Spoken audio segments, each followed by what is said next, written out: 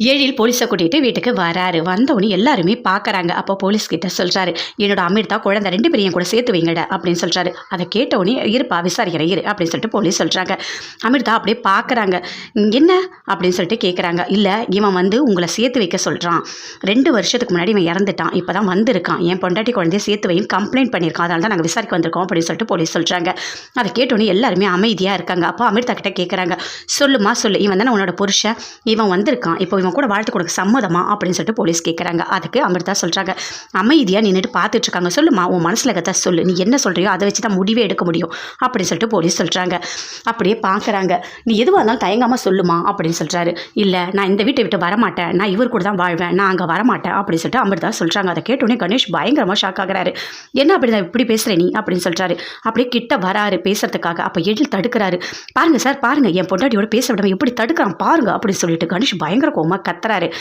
அப்போ என்ன நீ கத்திட்டு இருக்க, என்ன இங்கே எதுவுமே நடக்கலையே, நீ சொல்கிறத பார்த்தா எல்லாமே தப்பாக இருக்குது அப்படின்னு சொல்லிட்டு போலீஸ் சொல்கிறாங்க. ஆமாம் சார் ஆமாம், இவன் இங்கே என்னென்ன பண்ண தெரியுமா, வீட்டில் இருக்க எல்லாரையும் போட்டு மிரட்டுறான் அப்படின்னு சொல்லிட்டு ஈஸ்வரி சொல்கிறாங்க. ஓடி இதெல்லாம் வேறு பண்ணியிருக்கே நீ அப்படின்னு சொல்லிட்டு போலீஸ் சொல்கிறாங்க. நீ பண்ணது தப்பு, அந்த பொண்ணு உன் கூட வாழ மாட்டேன்னு சொல்கிறாங்க. அது மட்டும் கிடையாது, நீ இறந்தவன் தெரிஞ்சிடுச்சு. ஆனால் 1 மாதத்தில் வந்திருக்கலாம், இல்லை 2 மாதத்தில் வந்திருக்கலாம், 2 வருஷம் கழித்து வந்திருக்க. அந்த பொண்ணுக்கு தெரியாது இல்லை, கல்யாணம் பண்ணியாயிடுச்சு, அவன் வேற நல்ல வேலையில் இருக்கான், அந்த பொண்ணு ரொம்ப சந்தோஷமாக இருக்குது. இப்போ நீ வா என் கூட வாழ்னா எப்படி வருவாங்க, யாரும் வரமாட்டாங்க. அந்த பொண்ணுக்கு எங்கே விருப்பமோ அங்கே தான் நாங்கள் விடுவோம், புரியுதா அப்படின்னு சொல்லிட்டு போலீஸ் சொல்கிறாங்க. என்ன சார் இப்படி பேசுகிறீங்க, நான் உங்களை கூட்டிகிட்டு என் பொண்டாட்டி சேர்த்து வைப்பீங்கன்னு பார்த்தா இப்படி பேசுகிறீங்க அப்படின்னு சொல்லிட்டு கணேஷ் சொல்கிறாரு.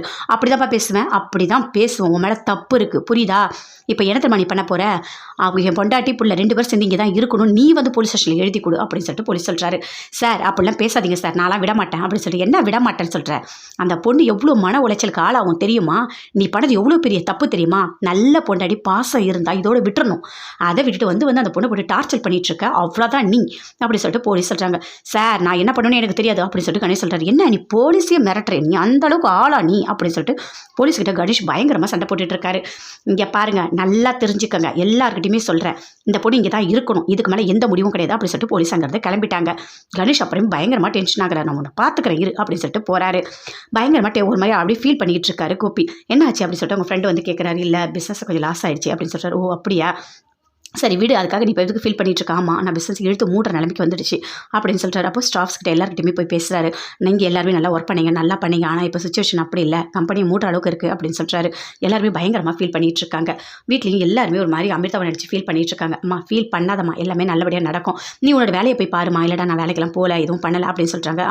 பாக்கி எதுக்காகம்மா, பணங்கணும் இல்லையா, பணம் வேணுமா அப்படின்னு சொல்லிட்டு எழில் கேட்குறாரு. அதெல்லாம் ஒன்றும் இல்லைப்பா, எனக்கு மனசு சரியில்லை, வீட்டில் எவ்வளோ பிரச்சனை ஓடிட்டு இருக்கு, நான் என்ன பண்ணுறது எனக்கு தெரியல, ரொம்ப டென்ஷனாக இருக்குது அப்படின்னு சொல்லிட்டு பாக்கியா சொல்கிறாங்க.